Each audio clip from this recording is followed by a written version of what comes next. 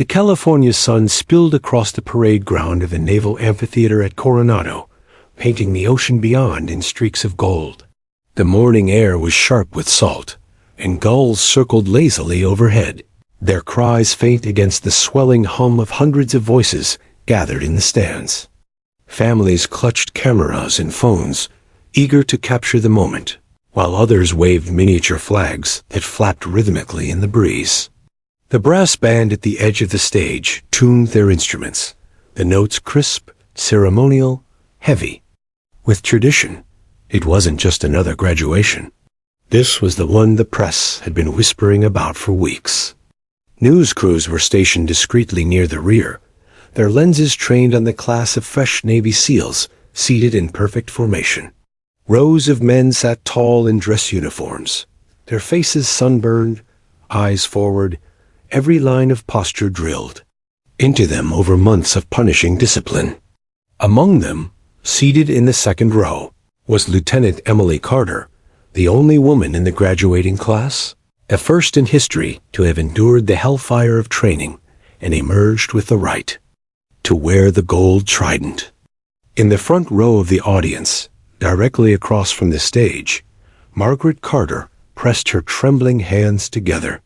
She was a woman in her mid-50s, her brown hair streaked with silver, her back still straight despite the years.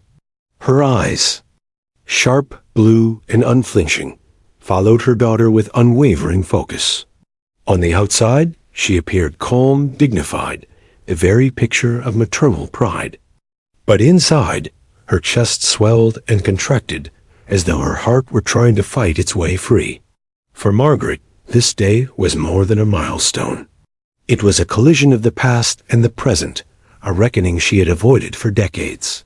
She had lived quietly, hidden in the folds of ordinary life, but the weight of her history had never left her. Now, as she watched Emily sit among the men she had trained beside, Margaret felt both pride and a subtle, dangerous unease. The band struck the first triumphant note, and the murmur of the crowd died away like waves retreating from the shore. The master of ceremonies stepped up to the podium, his uniform pressed to perfection, ribbons gleaming on his chest. His voice carried over the loudspeakers, steady and commanding. Ladies and gentlemen, distinguished guests, families, and friends, welcome to the Naval Special Warfare Training Center. Today, we gather not only to celebrate the achievements of Class 347, but to witness history. These men and women seated before you have endured the most demanding training known to the modern military. They have faced exhaustion, hunger, pain, and fear, and through it all, they have prevailed. Applause thundered through the amphitheater. Margaret clapped along, but her eyes never left her daughter. Emily sat ramrod straight, her chin slightly lifted, her expression controlled yet alive with energy. To the outside world, she was a picture of discipline, but Margaret could read the smallest flickers others would miss, the tightening of her jaw, the faint gleam in her eyes, the way her shoulders squared with pride and defiance both. Margaret saw her not just as a lieutenant, not just as a graduate, but as the girl she had raised alone, the girl who had grown up chasing impossible dreams and refusing to accept limits. The announcer continued. Class 347 began with 232 candidates. Today, only 36 sit before us. Each of these warriors has proven their worth, and among them sits one whose journey has broken barriers, whose presence represents not just personal triumph, but progress for our nation and for the generations to come. Ladies and gentlemen, Lieutenant Emily Carter. The crowd erupted, flags waved. People rose to their feet, cheering with unrestrained fervor. Even the press couldn't help but break their silence, cameras clicking furiously to capture the moment. Margaret's throat constricted. She pressed a hand against her chest, fighting back tears that threatened to escape. The world cheered for her daughter. They saw her as a trailblazer, but Margaret saw her as something else, a mirror of her younger self, a continuation of a fight the world had once forced her to wage alone. As the applause quieted, the commander himself stepped forward. He was a tall man, his posture honed by years of service, his eyes scanning the graduates with the intensity of one who had led men into combat. His presence alone commanded silence. When he spoke, his voice was deep and deliberate. "Each of you has earned the right to wear the trident," he said. "You have endured pain most will never know, and you have proven loyalty to something greater than yourselves.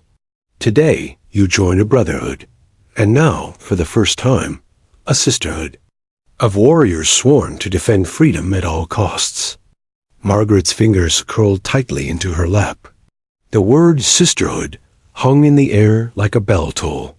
She had waited decades to hear such a word spoken openly, acknowledged by the very institution that once denied her existence. She had fought missions that never reached the record books, had carried burdens unrecognized, and now her daughter stood on the stage to receive what she herself had been denied. The commander's gaze swept over the audience, taking in the proud families and officers in attendance.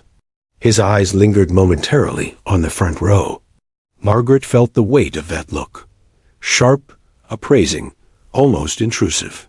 She shifted slightly, tugging the sleeve of her blouse down where it had ridden up on her wrist. It was an unconscious gesture, one she had made countless times over the years. The ink beneath her skin had faded with age, but not enough to erase its meaning. The ceremony pressed on. Graduates would soon be called, one by one, to cross the stage, shake the commander's hand, and receive their insignia. Each step, each gesture was steeped in ritual and tradition. The air carried both celebration and gravity, as if the ocean itself were holding its breath for the moment. Margaret's pulse quickened. She told herself it was just nerves, just the emotion of watching her daughter make history. But a small voice inside whispered otherwise. She had kept her past hidden, but the past had a way of clawing itself back into the present. And now, with the commander's eyes narrowing in her direction, she felt the first stirrings of a storm she thought she had outrun. Emily's name hadn't yet been called, but Margaret could already see her standing there, tall and unyielding. She pictured the trident pinned against her daughter's chest, shining in the sunlight. The image filled her with pride, but also fear, not fear of failure, but fear of recognition, of secrets rising at the most public of moments. The band swelled again, and Margaret inhaled deeply, steadying herself. No matter what came, she told herself, this was Emily's day. This was her triumph. Margaret would not let the shadows of yesterday spoil it. She forced her shoulders back, lifted her chin, and joined the thunderous applause as the first name was called. But the unease in her chest did not fade. It deepened. It was as though the past itself had taken a seat beside her, waiting patiently, knowing its turn would come. The roll call of names echoed across the amphitheater, each syllable carrying the weight of months of pain and sacrifice. Petty Officer First Class Rivera. Applause. Lieutenant Jameson. More applause. The rhythm repeated itself, a cadence as steady as the drumline waiting in the wings. Each graduate rose, walked across the stage, saluted crisply, and shook the commander's hand before returning to their seat, their gold trident gleaming proudly in the morning sun. Margaret Carter sat on the edge of her seat, her hands locked tightly together in her lap. She tried to keep her breathing calm, tried to blend in with the other proud parents and spouses in the front rows, but her pulse hammered like a drum in her ears. She wasn't just watching a graduation. She was watching her daughter step into history, and unknowingly into Margaret's past. The announcer's voice carried on, detailing the trials endured by Class 347. This group began their journey with 232 candidates. Only 36 remain seated before you today. These men and women have endured the most grueling training known to the modern military. 7 months of relentless tests, designed to break the body and the spirit alike. They have survived. Hell Week, the crucible of wet and cold and exhaustion, where many ring the bell in defeat. They have mastered demolitions, diving, land navigation, and survival under impossible pressure. The crowd clapped at the appropriate intervals, some nodding as though they'd been rehearsed in pride. But Margaret knew what those words truly meant.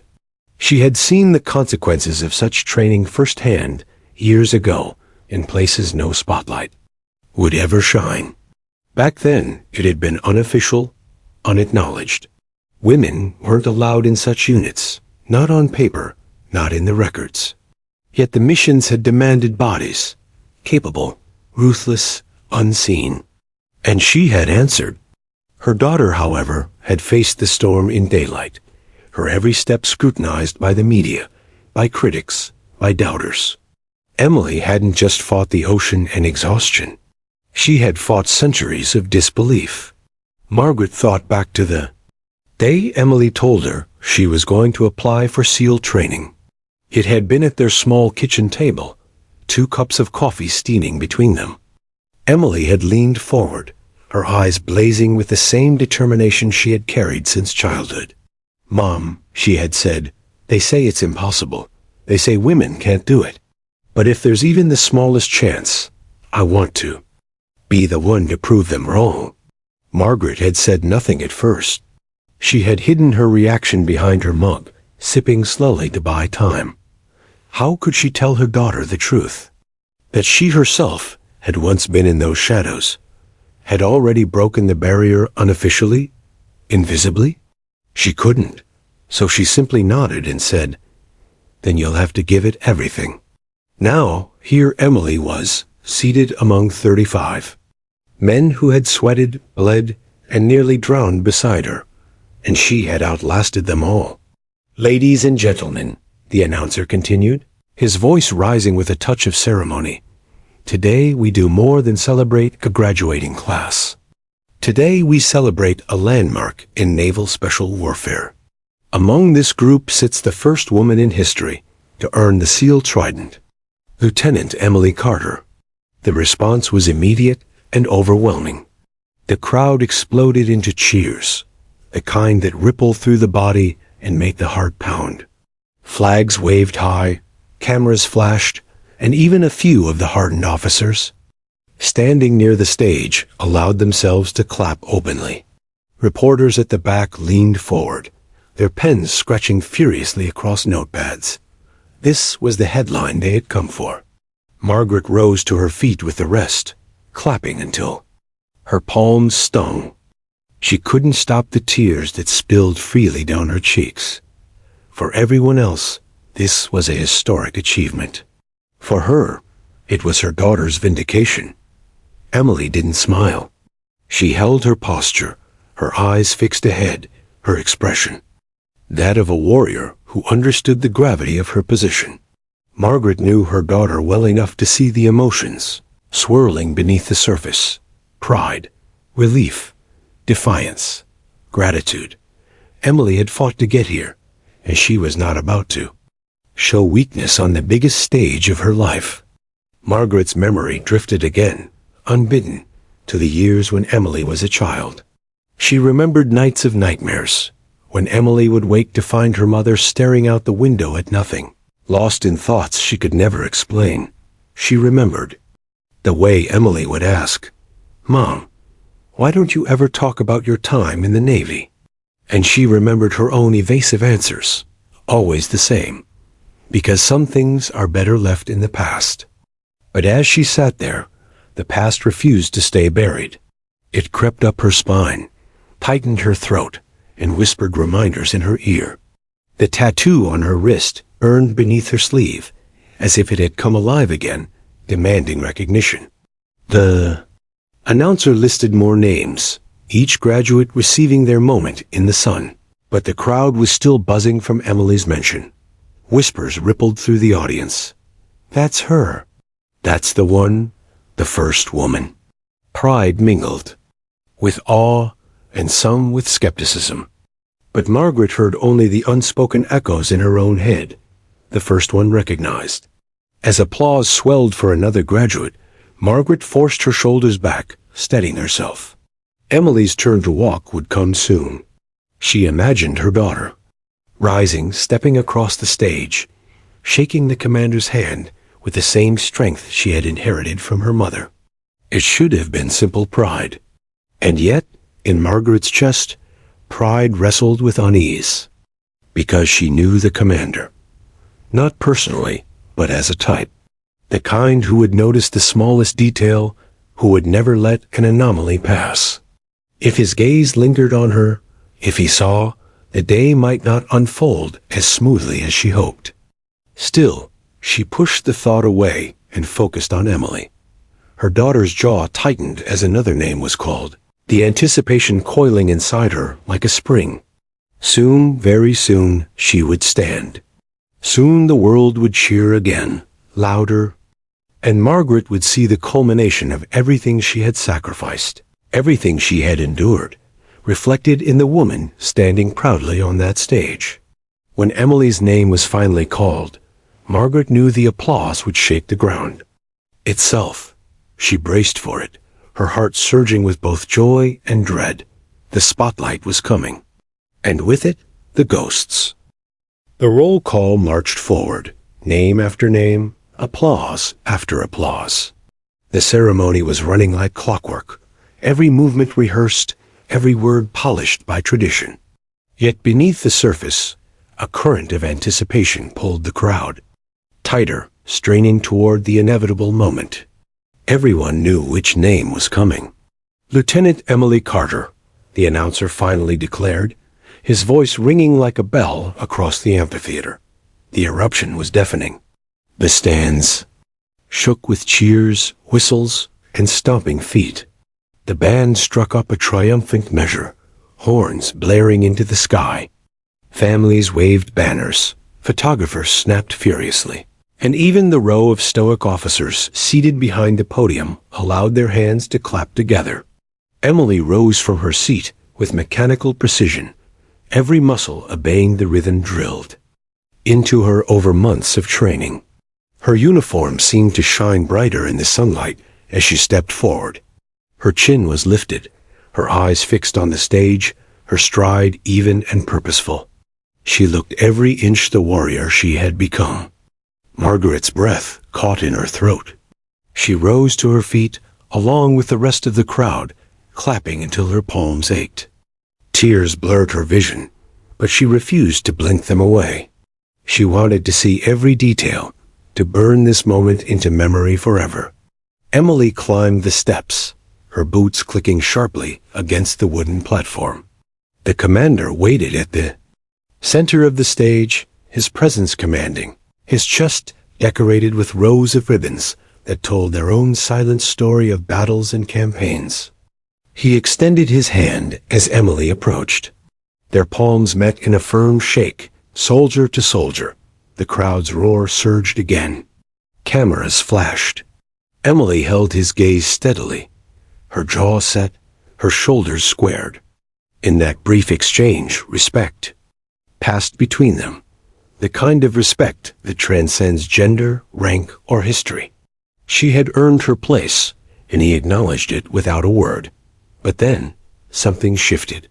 The commander, as if by instinct, let his eyes wander toward the crowd. It wasn't unusual. Commanders often scanned the audience, acknowledging the families who had sacrificed alongside their warriors.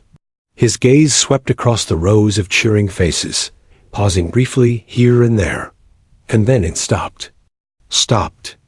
On Margaret. She hadn't realized that in her rush to applaud, her sleeve had slid back just enough to expose the inside of her left wrist. The faded lines of ink peeked out, blurred by time, but still distinct. The commander's expression changed. Instantly. His eyes narrowed, his brow furrowed. A handshake he shared with Emily stiffened. His body seemed to lock, as though an old memory had reached up from the past and grabbed him by the throat. Margaret felt it, The weight of his stare, heavy and unrelenting. Her stomach dropped. Instinctively, she tugged her sleeve back down, but the damage was done. He had seen it. It wasn't a simple tattoo. Not a flower, not initials, not the kind of sentimental mark one might expect from a woman of her age. It was a crest, circular in shape, with an eagle's talon gripping a trident and dagger, a design known to only a handful of men in the world. The commander was one of them. The band's triumphant note faltered, as if sensing the disruption, horns wavering off-key for a beat before recovering. The applause began to fade too, puzzled by the sudden stillness on stage. Emily glanced sideways at the commander, noticing the subtle tension in his grip, the flicker of recognition that passed over his features. She didn't understand it, but she felt the change in the air. Margaret's pulse thundered in her ears. She told herself to breathe, to stay calm, to blend back into the faceless crowd. But she knew better. She had seen this look before. In jungles, in briefing rooms, in the wary eyes of men who stumbled upon truths too dangerous to voice. The commander released Emily's hand a fraction later than expected. He cleared his throat, his voice suddenly gravelly when he spoke into the microphone. "Lieutenant Carter," he said, his words carrying across the speakers.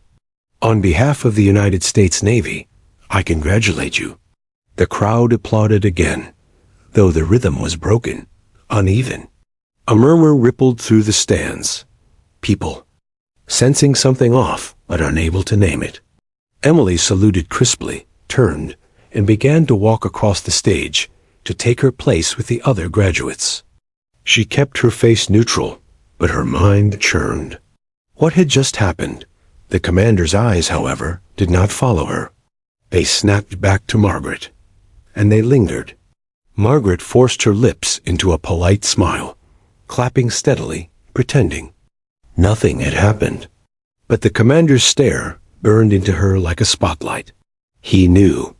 She could see it in his eyes, the calculation, the recognition, the sudden storm of unanswered questions. The tattoo was not just a mark. It was a signature, a symbol of something buried, something erased from the official record, but never from the memories of those who had lived it. That crest belonged to a covert SEAL unit disbanded decades ago, a team whose missions had never been acknowledged. On paper, they had never existed, except Margaret had been there. And now, under the blazing California sun, in front of hundreds of witnesses and the eyes of history, her secret had slipped through a crack she hadn't even realized she'd left open. The commander straightened his shoulders, his jaw tight. For the first time in his long career, he felt the ceremony falter. In his hands, tradition demanded he move on, call the next name, keep the rhythm alive. But his mind was no longer in the present. It was in the past, back in shadowed operations and whispered legends of a woman who was never supposed to have been there. Could it be her? After all these years? The silence stretched a beat too long before the announcer, sensing the disruption, leaned into his microphone and called the next name. The graduates continued their march. The audience, unsettled but obedient, clapped along, but Margaret knew what had happened. The ceremony hadn't truly stopped, but in that brief frozen moment, history had skipped a beat. The commander had seen her, and recognition had passed between them, like lightning across a storm-darkened sky. Margaret tugged her sleeve down once more, pressing her wrist into her lap. She tried to steady her breathing, tried to mask the pounding of her heart. The day had started as her daughter's triumph. But now, the ghosts of her own past were stirring, and she feared they wouldn't stay quiet for long. The ceremony continued, but to Commander David Rourke, the names echoing from the announcer's lips barely registered. The band played, graduates saluted, families cheered. All the expected motions unfolded, but his mind was elsewhere. His body stood rigid on the stage, his hands folded behind his back, but his thoughts were locked on the fleeting glimpse of ink he had just seen. It wasn't imagination. He knew what he had seen. The lines were faint, blurred by time, but unmistakable. A talon clutching a dagger and trident, circled by a rope. It wasn't a design found in tattoo parlors, or copied from popular culture. It was a mark earned in blood. Rourke's throat felt dry as sand. That emblem belonged to an operation most in uniform had never even heard of. A team so secretive, their files had been shredded before his own career had even begun. In SEAL lore, they were a rumor, a story swapped in hushed tones and dive lockers and late-night training sessions. The forgotten unit. They were the shadows before the shadows, the ones sent to places where plausible deniability wasn't a phrase, but a way of survival. He had always dismissed the stories as exaggerated half-truths carried by older men who wanted to impress rookies. Until now, because he had just seen proof of it inked into the skin of a civilian woman sitting in the front row. Margaret Carter. Her name appeared on the guest list simply as mother of L.T. Emily Carter. She wasn't listed as military, retired or otherwise. No mention of service. No ribbons, no records, nothing. Just a mother sitting proudly in the front row. But what Rourke had seen didn't belong to any ordinary mother. The air around him seemed thicker, heavier, as though the Pacific breeze had vanished. His eyes flicked to her again, just for a moment. She was clapping, smiling faintly, trying to appear like every other proud parent. But he noticed the tightness in her jaw, the way her hands lingered on her lap as if guarding something. She had tugged her sleeve back down, but too late. He had seen it, and it spoke volumes. That tattoo told him she had been there, wherever there was. It meant she had once belonged to something even he, a seasoned commander with decades of classified missions under his belt, barely understood. It meant that beneath her civilian disguise, Margaret Carter was part of the very lineage that had shaped the teams standing on this stage. But women weren't part of the SEALs back then. Officially, they weren't even allowed. That was fact, etched into Navy regulations, repeated endlessly in policy briefings. The first woman was standing on this stage now, shaking his hand, saluting. Before the nation. And yet, his gaze lingered on Emily as she returned to her seat, her posture perfect, her face carved from stone. If her mother truly bore that mark, then Emily's achievement wasn't the beginning of a story. It was the continuation of one long buried. Rourke's stomach knotted. He had joined the Navy nearly 30 years ago, young, eager, convinced of the mythology that surrounded the SEALs. The lore of unbreakable men forged in fire and surf had driven him through Hell Week, through deployments, through years of combat. He had fought to uphold that brotherhood. But now, staring at Margaret Carter, he realized there had been cracks in the myth all along, cracks the brass had carefully sealed with silence. He couldn't help but picture her younger, darker hair, sharper features, boots caked with mud, rifle in her hands, moving through jungle shadows under a foreign moon. Was she one of them? Was she the ghost whispered about, the anomaly who had fought where women weren't supposed to fight? The announcer's voice rang out again, jolting him back to the present. Another graduate's name. Applause. The steady rhythm of ceremony resumed. He forced his shoulders to loosen, forced his jaw to unclench. But his mind wouldn't let go. Margaret felt his eyes. She didn't look up, didn't dare, but she felt the weight of his stare pressing down on her. For years she had lived, quietly raising her daughter, keeping her past locked in the silence of memory. She had believed the world would never recognize what she had done, and she had made peace with that. Or at least she had tried. But now, in this public place, in front of hundreds, the past had surfaced with the slip of a sleeve. Her hand brushed the fabric of her wrist, feeling the raised ridges of ink beneath. That tattoo had been her only indulgence, her only defiance. She had gotten it in a safe house after her last mission, inked by a teammate who swore he'd never speak of it. It wasn't official. It wasn't authorized. But it was theirs. A symbol of the lives they'd risked and the promises they'd kept, even when the Navy refused to admit they'd existed. She had hidden it ever since. Long sleeves. In summer, bracelets at social gatherings. An instinctive tug whenever her arm was exposed. For decades, it had remained her private reminder of a life she could never explain to her daughter, a life she could never claim in public. And now, with one glance, the commander had dragged it back into the light.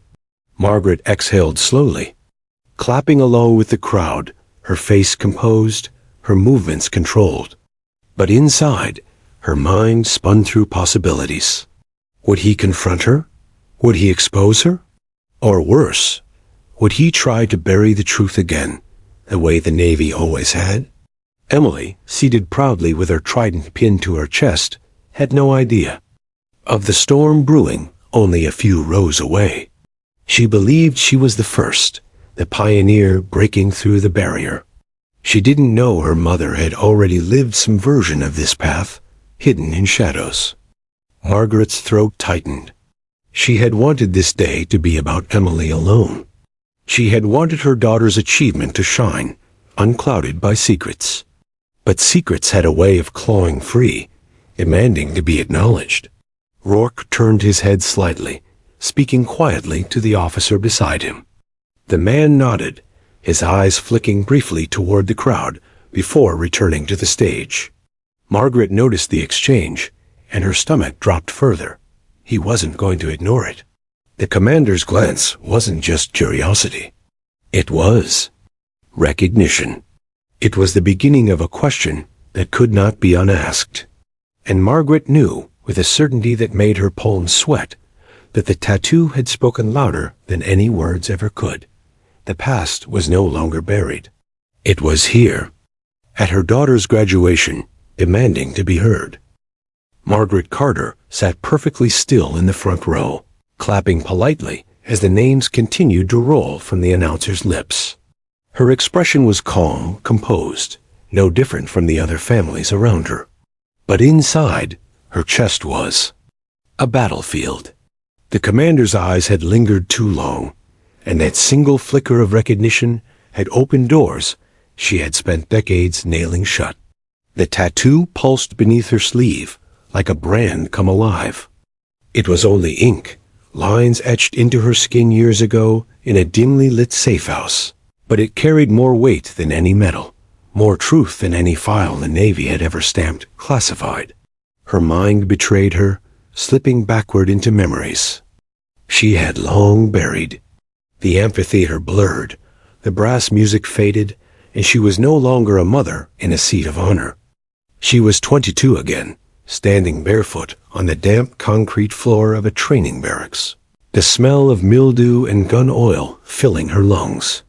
It had been 1986, a time when women were barred from combat roles, their paths confined to support positions, medical, logistics, communications. Margaret had enlisted young, restless, and stubborn, unwilling to accept the limitations stamped on her by regulation. She had outperformed her peers in every test, running faster, swimming farther, shooting straighter. But every time she asked for more, the answer was the same. Not your place, not your fight. She would have accepted it, perhaps, if not for the night Commander Halt found her. Halt was a shadow in uniform, his name whispered in corridors, where only certain people walked. He had watched her scores, read her reports, studied her record. One evening he called her into a briefing room after hours, the lights dim, a folder on the table between them. "You're wasted in your current billet," he had said, his voice low, deliberate. "We're running a program. Off the books. No recognition, no credit. You'll never tell a soul. If you say yes, you'll be tested harder than any man in uniform. If you survive, you'll serve where no one believes you belong. Do you understand?" Margaret had stared at him, heart pounding. The chance she had always wanted was being laid before her, but with it came erasure. She wouldn't exist. There would be no record, no medals, no legacy. Only silence. "I understand," she had replied. That was how it began. The memories came in fragments, each sharper than the last. Running drills until her muscles screamed. Holding her breath underwater until the edges of her vision went black. Learning to navigate jungles by the stars, to dismantle and reassemble weapons blindfolded, to disappear into shadows as though she had never been there. The men around her didn't welcome her. Some mocked her, others ignored her. But when the missions began, when the bullets cracked through the night and the ground trembled beneath explosions, she proved herself in ways that left no room for doubt. She was faster, quieter, sometimes even colder than the men she served beside. Her first mission had been in Central America, a village at the edge of a jungle, swallowed by cartel violence, where a local asset needed extraction before he was executed. Margaret had gone in with a four-man team. She remembered the humidity, the weight of her rifle, the way her heartbeat seemed louder than the cicadas in the trees. She remembered dragging the wounded asset through a swamp while gunfire lit the night, her arms burning, lungs on fire. No one would ever know what she had done. When the debrief ended, her name wasn't in the report. The credit went to the team. Margaret didn't exist, and yet the work continued. Mission after mission, year after year, her life became a series of shadows. She lived in barracks no one acknowledged, carried credentials with names that weren't hers, wore uniforms stripped of rank. She was a ghost soldier. The tattoo came at the end, inked by a teammate in the dim yellow glow of a single bulb. They had just returned from an operation gone wrong. One of their own hadn't made it back. Grief hung heavy in the air. The tattoo was their pact, a way of saying, we were here. We existed, even if they deny us. Margaret hadn't wanted it at first. She knew the danger. But when the needle bit her skin, she clenched her jaw and endured. The pain was sharp, but it was honest. For the first time, her service was marked, in a way no one could erase. The amphitheater snapped back into focus. Margaret blinked, her heart racing. The commander was still on the stage, his expression schooled into neutrality. But she knew he hadn't forgotten what he'd seen. She forced herself to look at Emily, her daughter seated proudly with her trident pinned to her chest. The sight brought a fresh wave of emotion. Pride mingled with sorrow. Emily believed she was the first. Margaret had never told her otherwise. She had raised her daughter on stories of resilience, of fighting for what you wanted, but she had never spoken of her own battles. How could she? The Navy would have denied it. The world would have branded her a liar. And what mother wanted her child to grow up carrying the weight of secrets too heavy for daylight? So she had stayed silent. She had let Emily believe the path was untrodden, that she was breaking the barrier herself. And in a way, Emily was. Margaret's service had been hidden, buried in files that no longer existed. Emily's was open, recognized, celebrated by the nation. Margaret had always wanted it that way.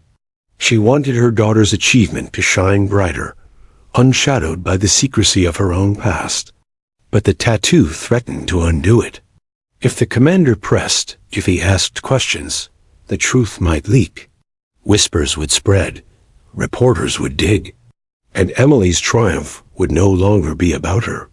It would become about Margaret, about whether she had been there first, about the Navy's denials, about the politics of who had or hadn't been allowed. Margaret's stomach churned. She didn't care if her own name was never spoken, if her own deeds were never known. She had made her peace with silence. But she couldn't bear the thought of Emily's day being overshadowed. Yet as she glanced back toward the stage, she saw it in the commander's eyes. He wasn't going to forget. The tattoo had spoken to him, and it had said enough to disturb a man who rarely let emotion touch his face. Margaret exhaled through her nose, steadying herself. Whatever came next, she would handle it. She had walked through fire before. She could do it again. But as she looked at her daughter, the gold trident shining against Emily's chest, Margaret prayed silently that the storm about to break would not take this day from her, because she knew the whispers had begun, and whispers had a way of becoming shouts. The announcer's voice boomed again, echoing across the amphitheater. Lieutenant James Thornton. Another graduate strode across the stage, crisp uniform gleaming in the California sun. Applause rippled through the stands, proud families cheering, brass instruments swelling with rehearsed triumph. From the outside, nothing seemed amiss. It was a ceremony like any other, one that marked the end of unimaginable struggle and the beginning of lifelong service. But beneath the surface, tension coiled tighter and tighter. Commander David Rourke stood at the podium, his posture still rigid, his face unreadable. Yet his eyes carried the weight of a storm. His mind circled endlessly around the same thought. That tattoo. That impossible mark. That woman, Margaret Carter.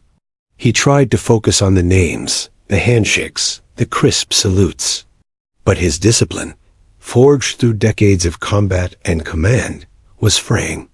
The longer he stood there, the more the ceremony itself seemed absurd, meaningless gestures layered over a truth that was clawing to the surface. Finally, as another name prepared to roll from the announcer's lips, he lifted his hand. The announcer froze mid-breath. The band faltered. The silence that fell was sharp, unnatural. Hundreds of eyes turned toward the stage, confused. Commander? The announcer whispered, leaning slightly forward. Rourke didn't answer. His gaze was fixed on the front row, on Margaret Carter. She felt it immediately, the weight of it, the unmistakable targeting of a soldier who had once been hunted. Her body stiffened, her breath shallow. For a moment, the world seemed to hold its breath. Then Rourke spoke, his voice low but carrying. Before we continue, he said, I need to address something. Murmurs rolled through the crowd like a wave. Families leaned toward one another, brows furrowed. This wasn't in the program. Ceremonies did not pause.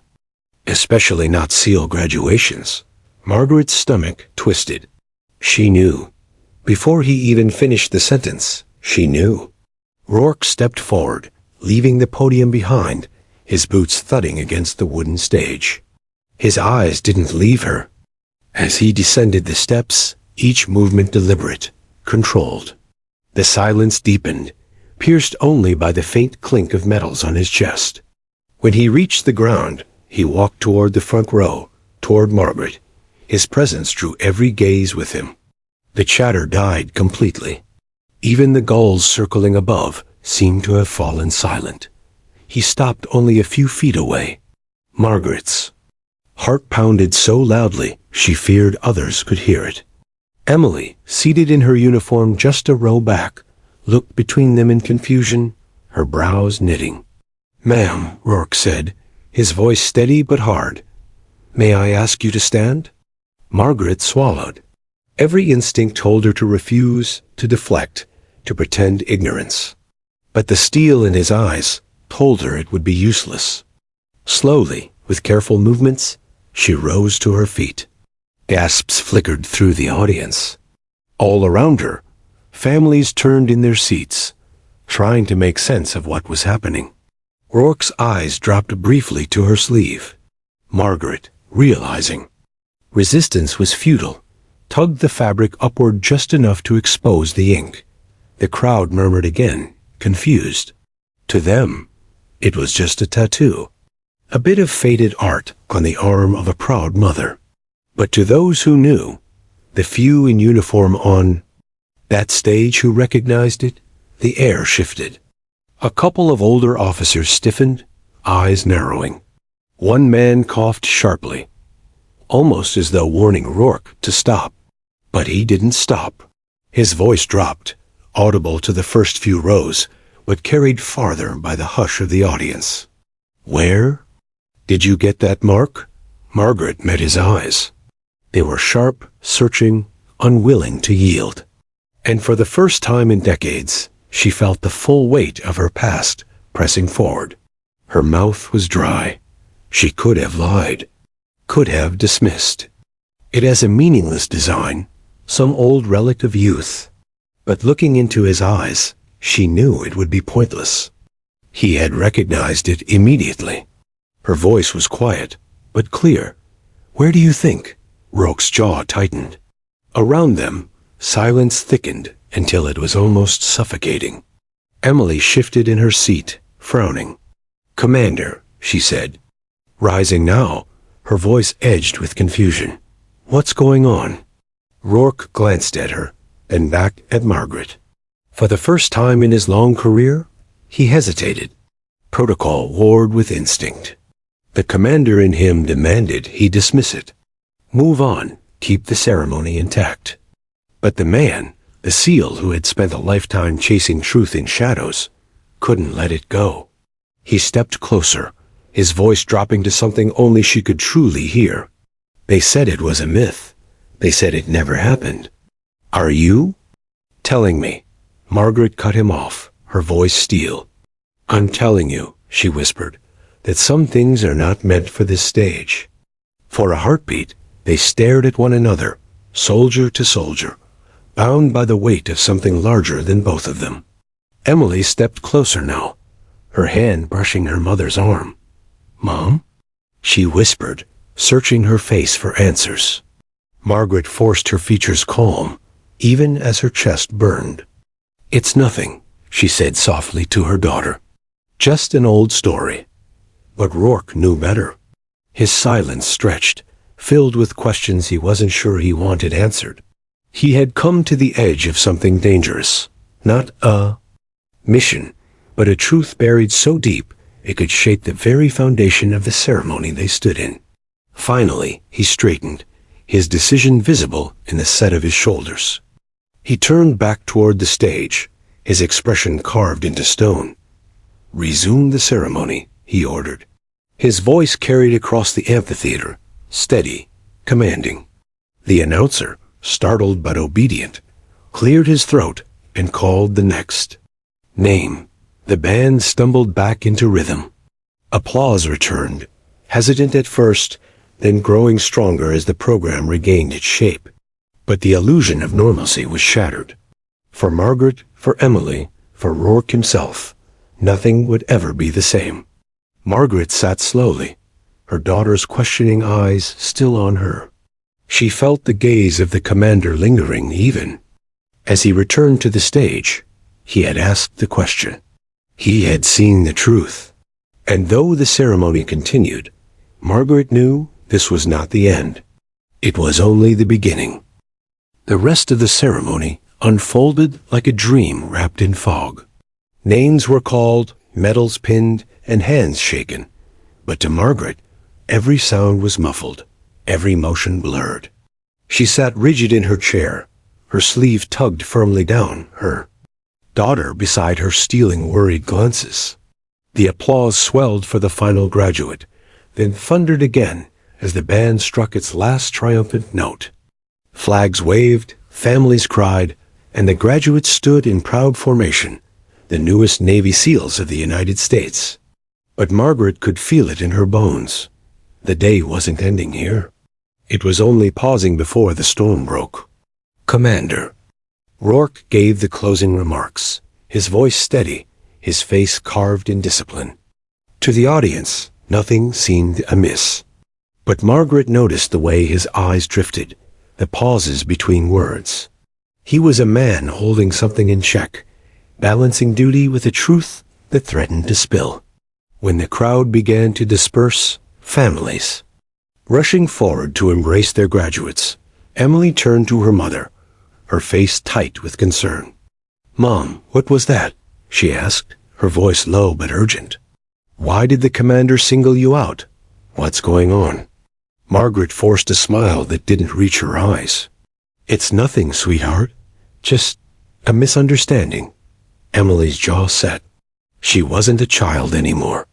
She was an officer, forged in the same crucible Margaret had once walked through in shadows. She wasn't going to accept half-truths. "It didn't look like nothing," Emily pressed. "He stopped the entire ceremony. He came down here. To you. And that tattoo." She hesitated, searching her mother's eyes. "I've never seen it before. What does it mean?" Margaret's heart twisted. She had always known this day would come, the day her past clawed its way into her daughter's world. She had hoped it would be later. She had hoped Emily would have years of service, years of pride, before the burden of secrets settled on her shoulders. But secrets, like shadows, never stayed buried forever. "Not here," Margaret said softly. "Not now. I'll tell you tonight. Just us." Emily frowned, her eyes stormy, but she nodded. "Promise?" Margaret swallowed. "Promise." The sun dipped low by the time they reached the small hotel room near the base. Emily had insisted on privacy, steering her mother away from the celebratory dinners and post-ceremony gatherings. The gold trident on her chest seemed to weigh heavier with every passing hour. Inside the room, Emily shed her uniform jacket and sat stiffly on the edge of the bed. Margaret lingered near the window, the last light of the day painting her face in amber and shadow. "All right," Emily said finally, her voice taut. "Tell me, what aren't you saying?" Margaret's hands tightened on the curtain. She had faced gunfire, explosions, the unrelenting cold of midnight seas, but nothing had ever felt as difficult as this. Looking at her daughter, she saw both the pride of today and the innocence she had worked so hard to protect. "You think you're the first," Margaret began softly. Her voice trembled, then steadied. "That's what the Navy told you. That's what the whole country believes. But it isn't true." Emily blinked, confused. "What do you mean?" Margaret turned, lifting her sleeve slowly. The faded ink caught the lamplight, its lines still sharp enough to carry their meaning. "This mark," Margaret said, "wasn't just a tattoo. It was a promise. A sign that we had been where no one believed we belonged." Emily leaned forward, her eyes narrowing. "We? Who's we?" Margaret's throat tightened. "A unit, off the books. No names, no ranks. Just shadows. We were trained like SEALs, deployed like SEALs. But we weren't allowed to exist. Officially, it never happened." Emily's breath caught. She shook her head, almost laughing in disbelief. "That's impossible. Women weren't allowed?" Margaret finished for her. "No, not allowed. But sometimes the rules bend when the right people need them to. And sometimes those people make sure the rules snap back afterward, so no one ever knows." Emily's heart raced. Her mother's voice wasn't spinning fantasies. It carried the flat weight of truth, the kind of truth soldiers carried in silence. "You're saying you were one of them?" Emily whispered. Margaret's eyes met hers, steady, unflinching. "I was, for years. And when it ended, I walked. Away without a word. No medals. No recognition. Just silence. That's what I gave up so you could grow up free of it." Emily's chest ached. Pride and anger warred within her. Pride that her mother had endured the unendurable. Anger that she had been lied to, not just by Margaret, but by the institution Emily had just sworn to serve. "Why didn't you tell me?" Emily demanded. "Why let me believe I was the first? Why let me carry that weight when you already—" "Because you are the first," Margaret cut in, her voice sharp with emotion. "You are the first to stand in the light. The first they've acknowledged. I never wanted to steal that from you. I never wanted my shadows to dim your sun. Emily's throat tightened. She looked away, blinking hard. The gold trident pinned to her uniform seemed suddenly heavier, as though it carried not just her struggle, but her mother's too. The silence stretched, heavy with everything unspoken. Then came the knock. Both women froze. Margaret's instincts flared instantly, sharp, honed, impossible to suppress. She moved to the door quietly, pressing her eye to the peephole. Commander Rourke stood outside. Her pulse jumped. She opened the door only partway, her body angled. Defensively. "Commander." "Mom," he said, his tone clipped. His eyes flicked past her briefly to Emily, then back. "We need to talk." Margaret's jaw tightened. "Not here. Not tonight." But Rourke's gaze was relentless. "The Navy has kept a lot of secrets in my time, but that tattoo of yours, I can't let it go. You and I both know what it means. And if it's true, then history is a lie, and this whole institution is standing on a story that isn't real." Emily stood now, coming to the doorway, her face hard. "If you have questions, Commander, you ask them with respect." "That's my mother." Rourke looked between them. His face softened just slightly, not with weakness, but with understanding. "Lieutenant Carter, if your mother is who I think she is, then she's more than your mother. She's a part of SEAL history, and we need to decide whether that history stays buried or not." Margaret's hand gripped the doorframe. She had always believed silence was safety. But looking at Emily, her daughter, her legacy, she realized the truth could no longer be contained. The ties between past and present had been pulled too tight. They were going to snap. And when they did, the world would finally hear the whispers she had carried for decades. The hotel room was quiet, but the air vibrated with tension. Margaret stood in the doorway, her hand gripping the frame as though bracing for impact. Commander Rourke's presence filled the space, not just his uniform and medals, but the weight of decades of service, the authority of a man who had seen too much and questioned too little. Behind her, Emily stood tall, the gold trident glinting faintly in the lamplight. She was no longer the little girl Margaret had once carried on her hip. She was a warrior in her own right, forged through fire and surf, her eyes sharp, unyielding. For a long moment, no one spoke. Finally, Rourke broke the silence. His voice was measured, but it carried steel. "I need the truth, all of it.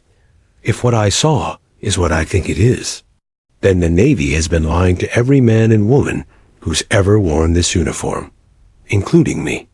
Margaret's breath caught in her chest. She glanced at Emily, who gave a single, almost imperceptible nod. It was time. She stepped back, opening the door wider. "Come in," she said softly. Rourke entered, the room suddenly feeling smaller, the walls closer. He remained standing, his hands clasped behind his back, while Margaret moved toward the window.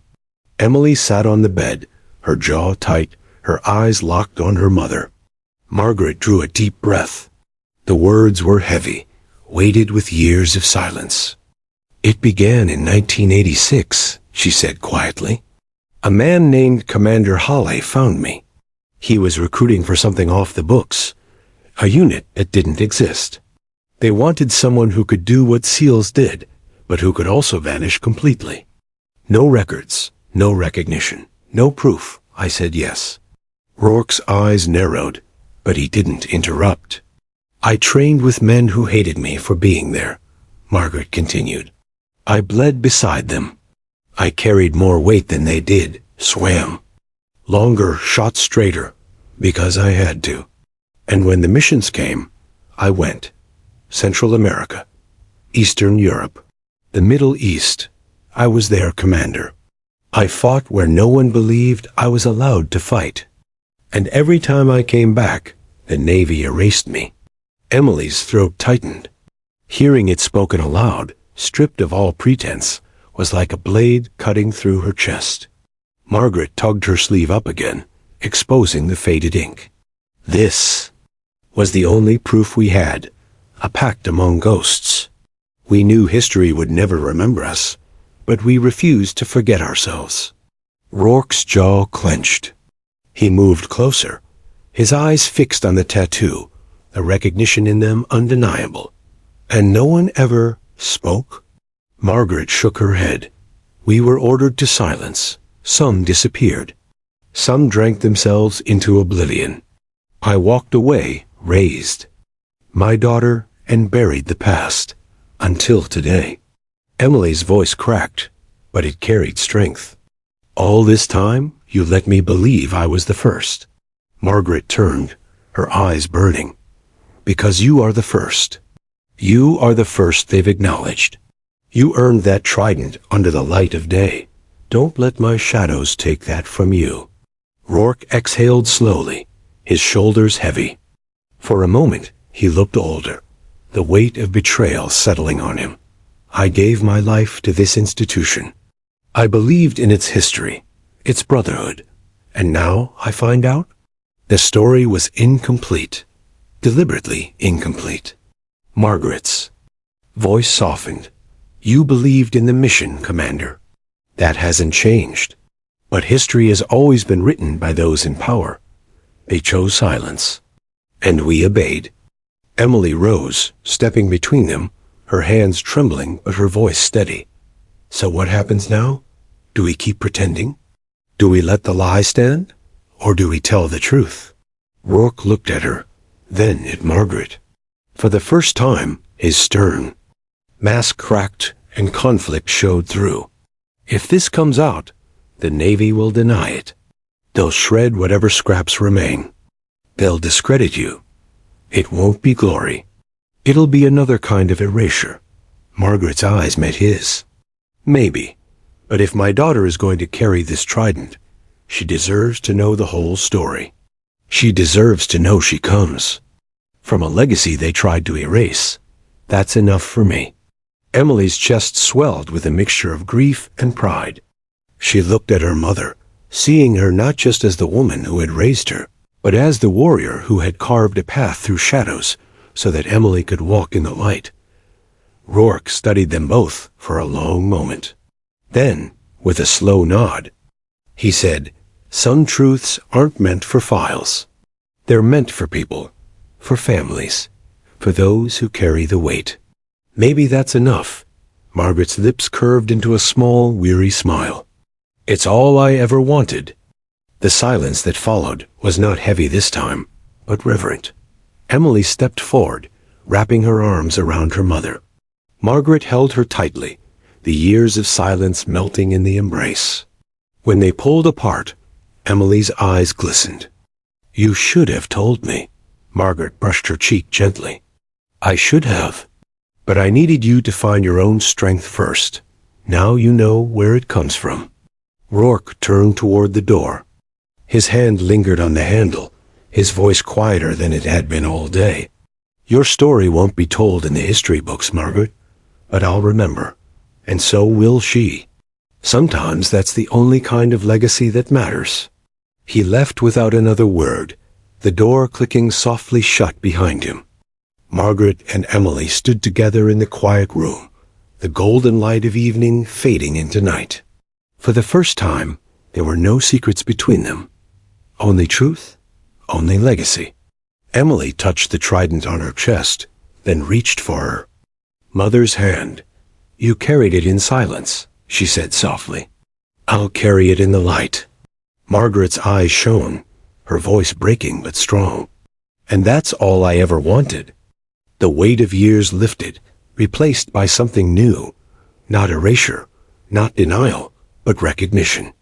Not from the Navy, not from the world, but from the bond between mother and daughter. A bond sealed not by ink or ceremony, but by truth.